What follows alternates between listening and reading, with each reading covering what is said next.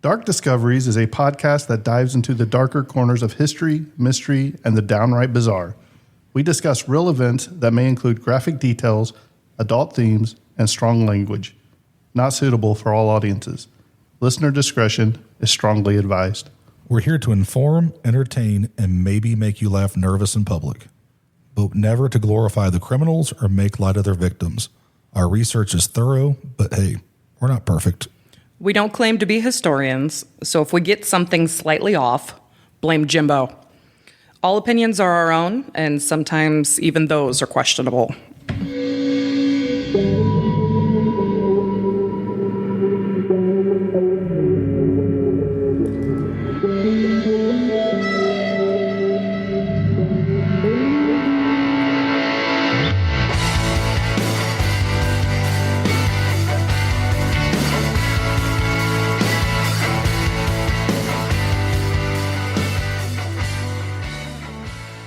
All right, guys, welcome back to Dark Discoveries. I'm your host, Jimbo, and tonight I'm joined by a very special co-host. I'm not even going to mention my normal two co-hosts yet, but we have a very special co-host in the building.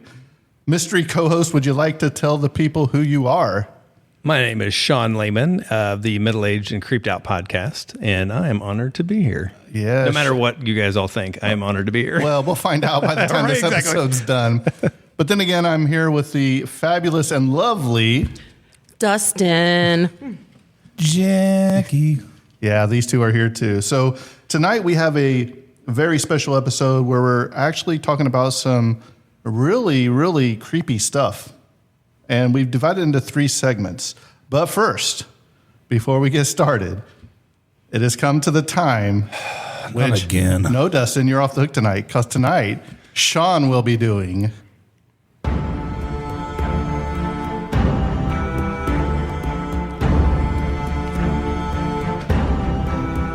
Dustin Dances with Dragons. See, this is about to put up with every single week. That's right, Shawn. This is a segment you haven't heard yet. I have not heard this, and I was afraid I was going to be in the hot seat. Oh, yeah. So here I go. So here you go. This is where Dustin each week Oh, boy. takes on a mythological creature from this book, not knowing what he's going up against. Oh. And by random stuff that we give him by numbers between 1 and 100 is what you have to use to take down this mythological creature. So, Shawn. I do have a Pegasus that is available No. to use because I saved him. No. I did not kill the Thanks, Pegasus. Dustin. So, Shawn, give me 3 numbers. So we're going to see what you got to try to defeat this mythical creature. 13, 33, and 44. Ooh, that's right. not good, I don't think, because It's not. Oh, darn. I picked, I think, 3, 13, and 33 last time. I got screwed. So for 13, you have pocket sand. Oh, man. Nice. Throw it in the eyes. You never know. Yeah, you never you know. For 33, you have a smoke grenade. Ooh, I like that. And for 44, you have an anvil if you can lift it. Oh, boy. So, It's like the Roadrunner, right? Right. So tonight, the mythological creature you will be taking on is the basilisk. Ooh. Do you know what a basilisk is? I have no idea what a basil. You've Basil. I can't even say never that. watched Harry Potter. That's too... man. I do know Harry Potter, but apparently not well enough. It's a type of serpent indigenous to the northern parts of Africa. Ooh. Well, our earliest surviving account of the monster comes from the ancient Roman writer Pliny the Elder, who cataloged a number of fabulous beasts in his natural history. The snake is usually not more than 12 fingers long and possesses a distinctive white mark on its head that resembles a crown. Unlike other snakes, a basilisk moves in a curious upright fashion rather than slithering. So I'm going for the sand. it's definitely potentially I'm doing the dangerous dance. quarry for hunters if it is attacked at close range. Okay. So, Shawn, Yes. how are you going to kill? If Harry Potter taught me anything, you cannot have it look at you in the eyes. You will be petrified if you see it through a reflection. So is this like Medusa style? I got to go backwards with the shield with the mirror. What, Oh my gosh, I you don't have have a mirror. So. I don't know. But pocket sand. Pocket sand. You got to tell us how you would defeat it with what you got. But how fast is the snake? Is he going to be able to get the sand in its eyes? Well, that's what I'm trying to think. So, yeah, how am I attacking it? So I'm going to hide behind the anvil, but although it's not going to be very big, so. Gosh, I don't know. Would you like to phone a friend and I'm going to Dustin? sneak. Oh, heck yeah. Does he have a Pegasus over there? No. We're going to let Dustin choose 3 more objects to help you in this quest. So, Dustin, Thank you, Dustin. give us 3 numbers. What number was the flamethrower again? You can't right. use it again. It's on your Pegasus, and you can't call I want it a in. nuke bomb. 3. You already used that. This is a different deal. Doesn't count. 3, No. 3, No. 3, We don't have 333. 23, All right, 23. Ooh, Michael Jordan. Yeah. 43. 43. I can't do 69. I already did that. You won't let me do 69 again. I wonder what 69 was. I think it was good. Wasn't it? Okay. Darn it. And what's one more, Dustin? 7. You've already used 7. I'm using set. No Get repeats. that beep button ready because No this isn't a solo. No deal. repeats. What is it? 77. You've already used 70. Oh, no. 11. Okay, 11. Hey, 11, that's a All right, here we go. 11. So, Sean, you now have throwing stars. Oh, Oh, nice. You also have number 23, mace, the medieval kind of mace with the. Yeah. And 43, a spinning saw blade frisbee. yeah. Blew my load on this one. Thank you, So Dustin. there you go. Dustin has helped you out with a tag in, Sean. So now how are you defeating the basket? So I think I'm standing on top of the anvil because that's about all that's going to do me any good because I'm not going to be able to pick that thing up. Leverage. Leverage, exactly. Yeah. I'm going to use the boomerang. What'd you call it? A saw blade? Circular Boomerang? saw boomerang. I think I'm going to attack it with that first. And then when he gets mad and starts coming at me, I'm going to go with the dust in the eyes. And shoot, I've already forgot. Oh, the grenade. And then when he gets close, I'm going to shove a grenade in his mouth. The smoke grenade. He's got a smoke grenade in his mouth. And then I'm going to hold it tight. He'll probably swallow it and die from Maybe if I can get him underneath the Smoking anvil. smoking. Get him Well, underneath don't the forget, anvil. you do have a mace. Oh, and then beat him on the head with mace. You'd hit him in the head with the mace and then drop the anvil on his head. That's exactly what I would do. All right. I You're just reading my thought you'd mind. pocket sand him and then just frisbee and cut his head off. Well, now let's look at the real killing method. This is new Due to territory its for me. aggressive toxicity and fatal gaze, engage in melee combat with a basilisk is to be avoided at all Oh, costs. so run. I should just run. This creature should ideally be killed from a distance. Okay. So a bow or a sling would be a suitable weapon. But this Jackie picked this out, so its dangers are death-bringing stare, and it has poison. But guess what its weakness is? Sand. Darn it. Jackie, would you like to tell him what? Weasels. Weasels. I would have never guessed. But if you do conquer it, you do get the creature's, the souvenir, which is the creature's venom. So who knows what you can do with it. Yeah. All right, so that's a little bit of fun we have at the beginning of each episode. So now here we go about tonight's topics. And we will start with Dustin. Dustin, I'll go last because people don't want to hear me talk. wow. Well, let Sean pick who he wants to go first. I'm second, going to and third. say this. Now, first of all, I enjoy hearing every single one of you talk, and I'm getting to know Dustin, but I enjoy hearing you, Dustin. I do. So, and they always say, never meet your heroes. Tonight, Don't set your bar too tonight, high. I was like, I'm going to be walking out here like, don't ever meet your heroes. Just kidding.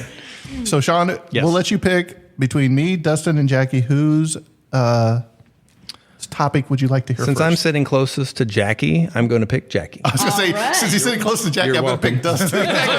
I started to, and I was like, Solid. So tonight I am talking about sleep paralysis, which sleep paralysis is a state during waking up or falling asleep in which a person is conscious but a complete state of full body paralysis. During this episode, a person may hallucinate. In hallucination, they can hear, feel, or see things that are not there. Most oftenly generating things that cause severe fear to that specific person. Episodes can generally last no more than a few minutes, but it can recur multiple times or as one single episode. They say that healthy people or people with narcolepsy, which ding, ding, ding, I have mild narcolepsy. They say sleep paralysis can run in their families or can be a result of specific genetic changes. This condition can be triggered by sleep deprivation, psychological stress, or abnormal sleep cycles. Mine is abnormal sleep cycles. So between 8 to 50% of people will experience sleep paralysis at some point in their life. About 5% of this population, which is essentially up to 50% of the population, will have this as a reoccurring, very often thing throughout their entire life. It affects males and females the same amount, and sleep paralysis has been described throughout history. It's believed to have played a role in creation of stories about alien abductions and paranormal events. The main symptom of sleep paralysis being that you're unable to move. You can hear sounds such as humming, hissing, static, buzzing noises. They're often reported during sleep paralysis. Other sounds such as voices, whispers, and roars can be heard as well. It can also be known that people feel pressure on their chest or intense pain in their heads during such episodes. These symptoms are usually accompanied by intense emotions such as fear and panic. People also have the feeling of drowning, sinking, being dragged out of bed, flying, or numbness, feelings of electrical tingles or vibrations running through their entire body. So can you imagine lying in bed, barely waking up, and you're frozen? There's nothing you can do. You can't wiggle your fingers, your toes, but you're watching horrific things. You're hearing horrific things. This is often associated with the Hat Man. A lot of people that have sleep paralysis have all of these insane stories of the Hat Man sitting on their chest, the old hag sitting on their chest. Have you guys ever experienced sleep paralysis? Have you guys at all? I have. Have you really? I have. It's very, very scary. I remember I've had it happen 3 times in my life that I can remember. And you are awake during the whole thing. Yeah. I couldn't let out a scream. I couldn't call for help. And it freaked me out so bad that I had tears running down the side of my face, but I couldn't call out for help. And it lasted probably 3 minutes. Yeah. And you're like, how am I going to get help? I'm in a whole nother part of the house. Nobody's going to hear me. How am I going to get? I didn't know what was going on, but it is a very scary thing. Very much so. I would think that 3 minutes probably felt like 30 years. Oh, yeah. Because you have to think on some level of these experiences that you're dying, like, or, oh my gosh, like how I'm trapped. I have not had sleep paralysis except for some of the ways they describe it is, sometimes lucid dreaming with hallucinations. And so I have had those. We'll talk about those in a little bit. But we've heard so many different stories of people having I haven't heard as many of the Shadow Man or the Hat Man. The Hat Man. Some of the old hag, but so Todd had this. Todd's our my co-host with Mako, and it is interesting that he had it in church, and so we did this on like our second episode, and it was interesting because he said that he was just laying down for a nap in the middle of the day, and when he woke up, he couldn't move, and he said it lasted for like 10, 12 minutes, something like that. And he said it was the weirdest thing, just like you, like, what am I going to do? Like, nobody can hear me. I can't move. I don't know what I'm doing. And then he said it finally went away, but he didn't see any specter or anything like that. But we just recently heard Unfreaking Believable podcast, which if you guys have heard of, if you haven't heard it, please go out there and watch it because they're fantastic. So that's shout out to Betsy, JB, Kane, and Jenny. Those are our friends. They're all authors, and they started this really great podcast. But they had a guest on there who's also a friend of ours, Daniel Bouts, and they had him on recently. Now, I'm going to try not to mess up his story, but he told it, and it just gives you chills. The way he told it, and like I said, go listen to his episode if you really want to hear the full thing. But he said when he was 9, he said he had completely blocked this out, and his brother brought it up, like recently, and said, "Hey, you remember that one time you had that experience?" And he's like, "What experience?" He was over at a friend's house, and this friend, the sister was staying away. That's why he got to stay the night at this house. And he said it was an old farmhouse that was haunted. And everybody thought it was funny that it was haunted because they thought of it like ghosts, like Casper and all that kind of stuff. He said when he was a kid, he was deathly afraid of it because he said doors would slam and all kind of weird stuff would happen. And so but he still stayed the night there. And he said he looked over, so he's in his friend's room, and he looked over at the sister's room, and he saw what he thought was the sister's, her shape. And he's like, oh my gosh, like she's not here. He said the more he looked at it, the more it started coming towards him. And it was this like almost faceless person, except that had the eyes sewn shut and the mouth sewn shut. And it got up on his chest and was just like, he said the slits of the eyes that were sewn together, the eyeballs were just like trying to come out. And he said it was just scared him so bad that he like shut his eyes and closed his eyes. And he said he just finally fell asleep, but he could just feel this pressure on his chest. He said the next morning he woke up and he said it was not a dream. You know, people, I just had a bad nightmare or whatever. He said it was something that was physically happening to him, and he had some kind of substance all over him when he woke up. And he said but it was so traumatic that he had blocked it out all of his life. And he said when his brother talked to him about it, he was like, oh my gosh. And he said, just telling it, he even says, he's like, I'm just like, petrified of telling the story because it brings back all of those childhood fears. So that to me is probably one of the scariest ones I've heard. I've heard other people that have it, and it's just this like shadow thing down at the end of their bed, and they're frozen and they don't know what to do. And then after a while, they say they get used to it as much as you can. But to me, every once in a while people will say, oh, it's kind of a comforting feeling. But to me, it just sounds terrifying to not be in control of your body anymore. Oh, yeah. Like when I had it, it felt like you ever had one of those weighted blankets on that's like 40 pounds or something? Yeah. That's what it felt like over your entire body. And then you felt like little prickly things that just went up and down your body. And you're like, am I having a stroke? I don't know what's going on here. So, imagine being a little kid and that happened. It happened when I was little, and it's happened twice since I've been an adult. I don't want to experience it again because this is a very scary situation. Is it surrounded by, like, the medical part of me always, so even though I'm a believer and I like to try to think about like, oh yeah, I don't think we know enough to know all the things that are out there. We just don't understand enough. But from the medical perspective, I try to think like, is something going wrong, with your levels? Did you have like some kind of chemical imbalance, maybe? Chemical imbalance. Yeah, you drank too much. Something like, no, that's not what you meant. That was funny. I know that's not what you meant. But, or something, psychologically really like heavy on you kind of thing. But do you remember anything like surrounding those incidences? No, I work a really crazy schedule. I work 2 days, 2 nights, back to back. So the sleep is at a bare minimum usually. And when my kids were younger and in school, you'd have to get up and take them to school. You would have to do certain stuff, make sure you pick them up. So your sleep is like broken up like 2 hours here, wherever you can get a 2-hour nap here, 2-hour nap here, 2-hour nap. And then, your body eventually is going to shut down because it's not getting the proper rest that it needs to heal, whatever, mentally, physically, any ailment you have. So that, and, driving 2 hours to work one way and 2 hours back, eating right is a big thing too, I would say. But it's definitely scary, very. Dustin, have you ever had it? So my experience, I don't know if it was a dream or if it was actual sleep paralysis. The wife, she cannot sleep if there's any noise.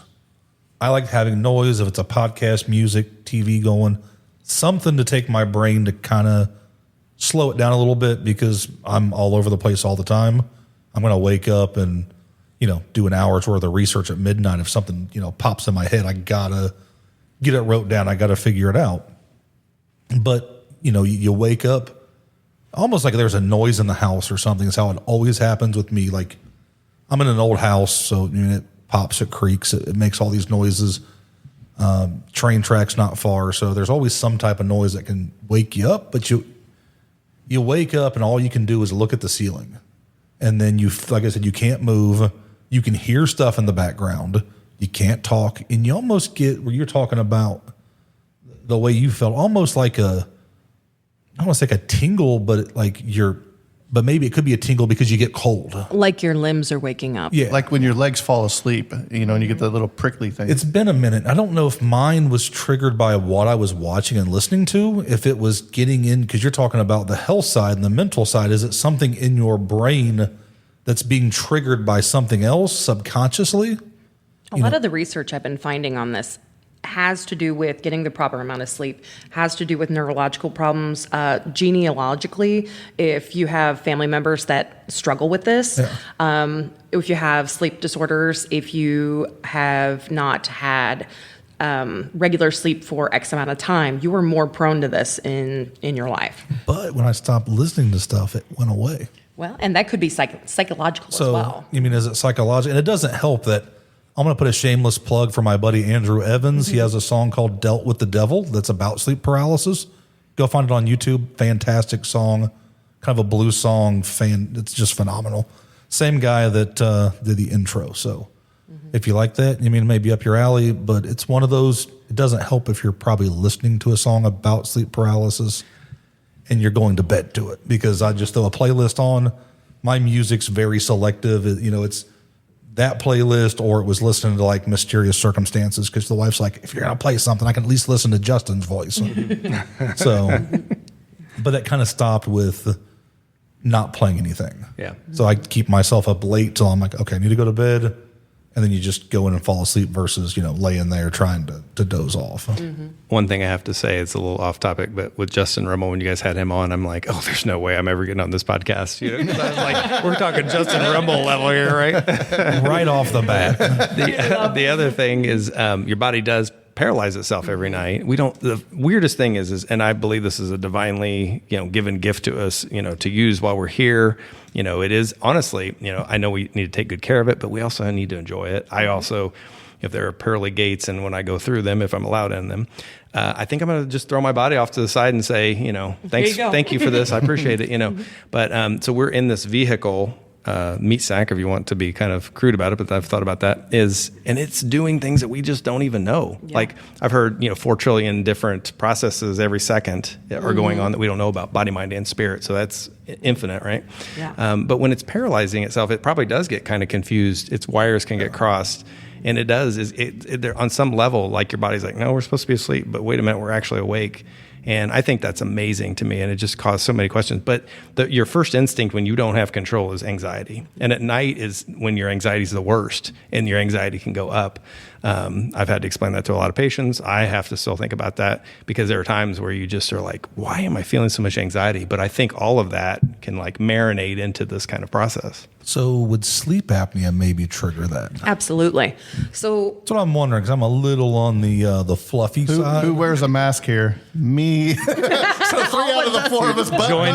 Join us on the dark side. To the dark side. I tell you, I sleep like a baby with it. I was told once you go, with a sleep study and get a mask, that you'll never sleep the same again. So Nate, our sound engineer, one of my friends too, you have a sound engineer? We have a sound engineer. I don't have a we do. sound you engineer. can't have him.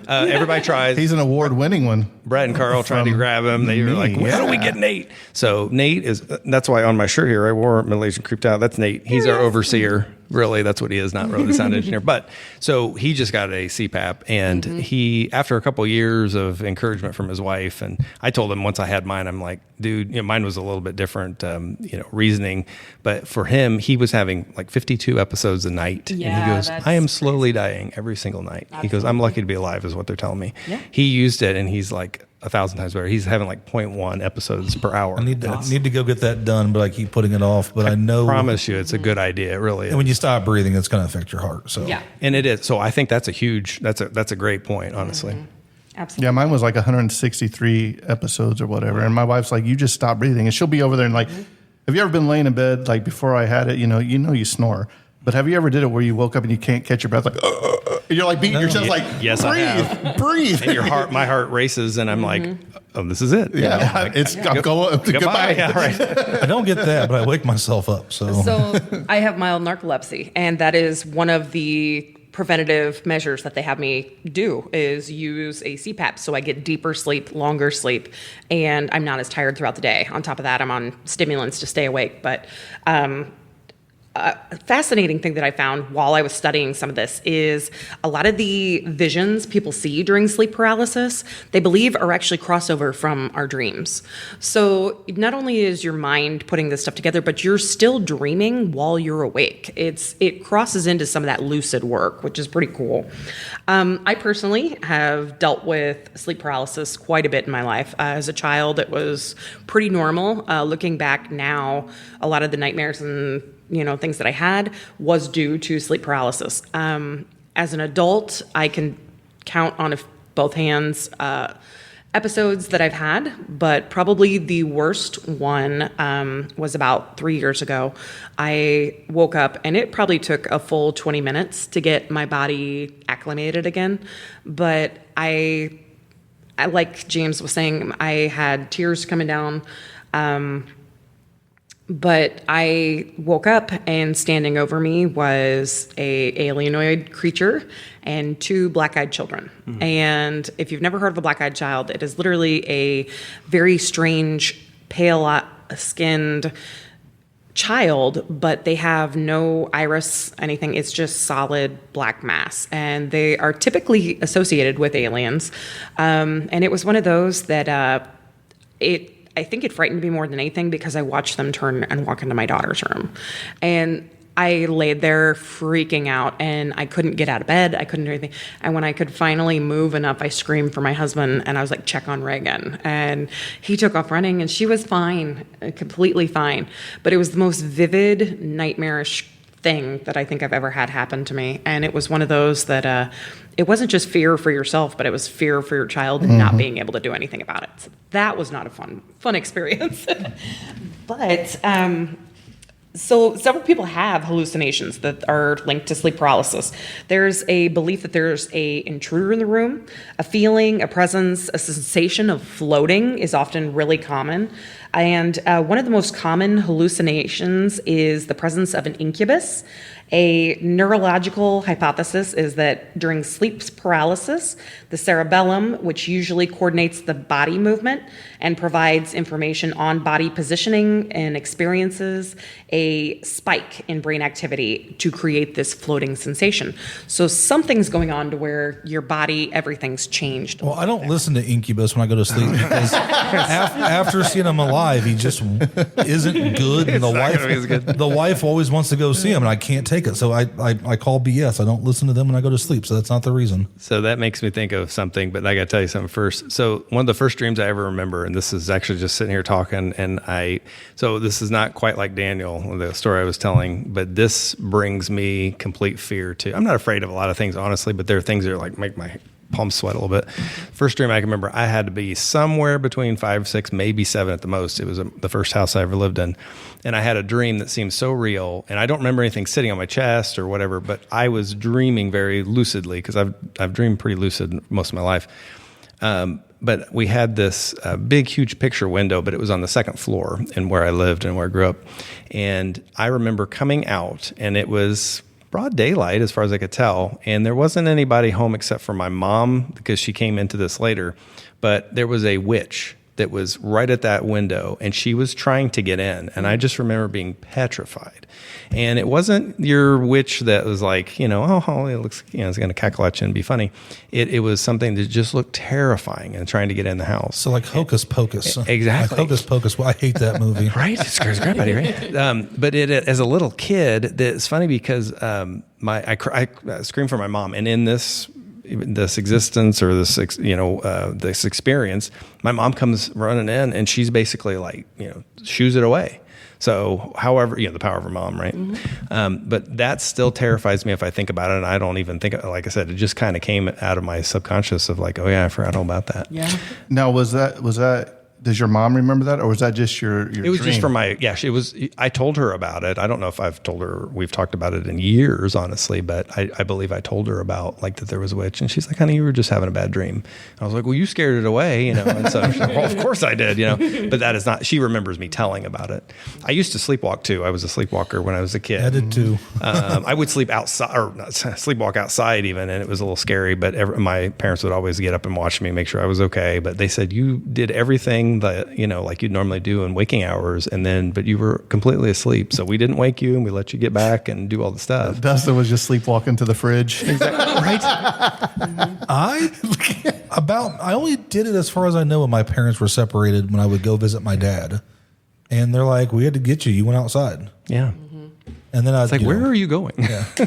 It's interesting you guys bring that up because that is something that stems from lucid dreaming often. And my husband, if he drinks too much, which is rare, but he is a terrible sleepwalker. But if he's not sleepwalking, he is carrying on full-blown conversations in his sleep. There's been times he's woke up and I would be like, what's this? And I'd rattle off, whatever he said. And he's like, that's so funny. I just had the weirdest dream about that. My wife she talks in her sleep all the time. So this is funny before I tell my other story, which you guys are going to like. It's also something that just came to my mind. It was funny because oh shoot, I just lost my train of thought. Darn it. Anyway. It'll come back to you. This is middle age, right? I'm bringing my middle age listeners. Okay, so I'm going to tell my other story. So succubus, I have actually had a succubus encounter, and this is not something I've told. I wasn't planning to tell this tonight, but we were down in Alabama. And so Nate's family and my family, a lot of times we have vacation together. And it was during COVID, like just when we were released to be able to be out in public and everything. So we went down there, and we were in this home that was, one of the rentals or whatever. Oh, did you lose your mic? No, I told him to put his toys away. Oh, it's the phone stand. Yes. So we were in this, a place that somebody else had been. We got there and we were waiting on them to clean the house, right?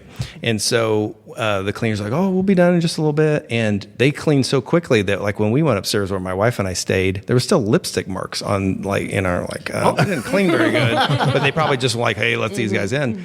So we have no idea what exactly happened before us. But I have an idea. That was right. That was a succubus. If you know what exactly. And that's why you don't go to the Sybaris. Right, exactly right. How did you know that's where we're at? I swear it was an Airbnb. So the first morning that we were there, I woke up and I had that kind of like in between wake and sleep feeling.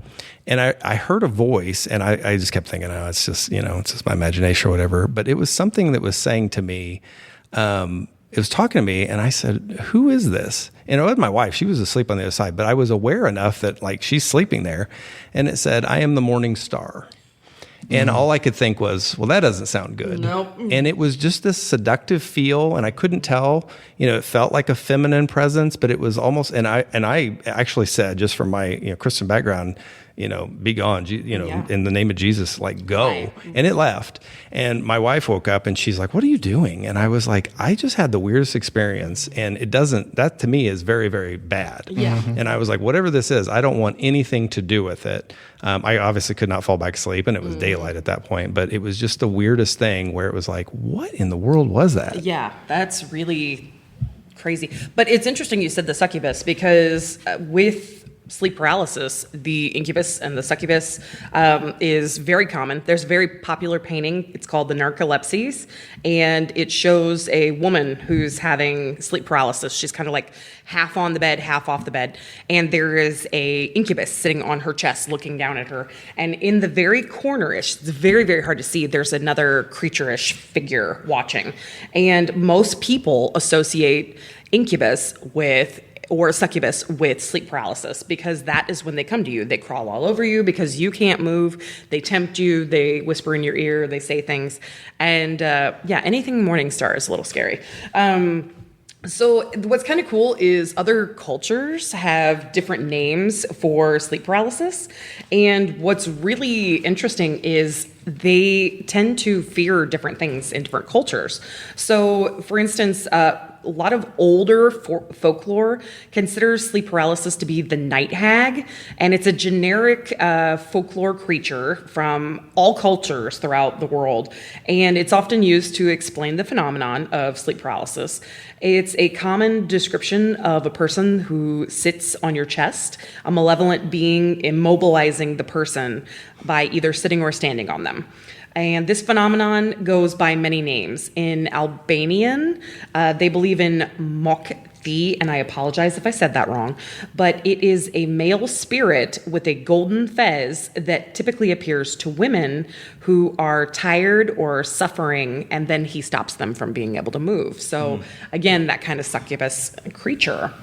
I do remember what I was going to say now. I was sitting there thinking, like, yes, please. dude, you didn't just have that moment, did you? And it's gone again.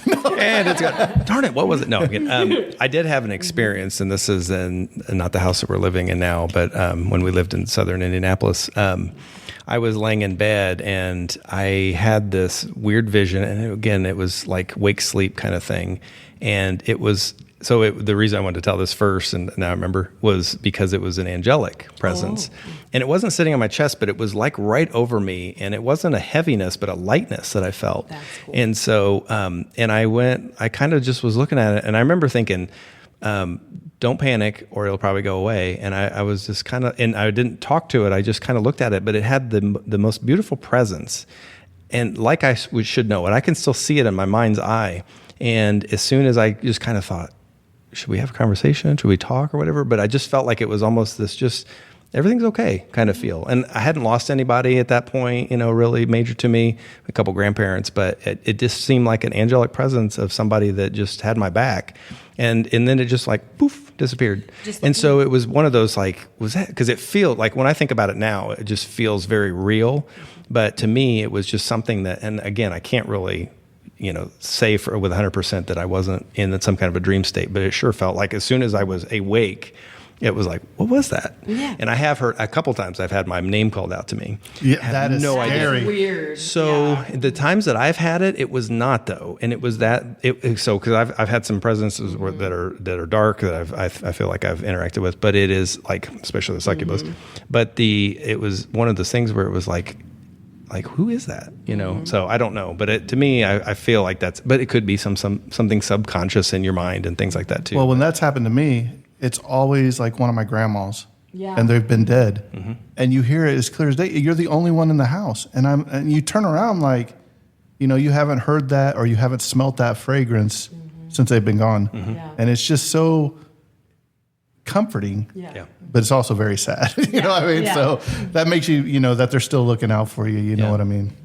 So. Well, what's kind of neat to kind of jump back into this, in Bengal, the folklore for the sleep paralysis there, it's actually called boba, not the pearl that you eat like tapioca, but it is a person that attacks by strangling this person while they're sleeping supine. Supine means on the spine.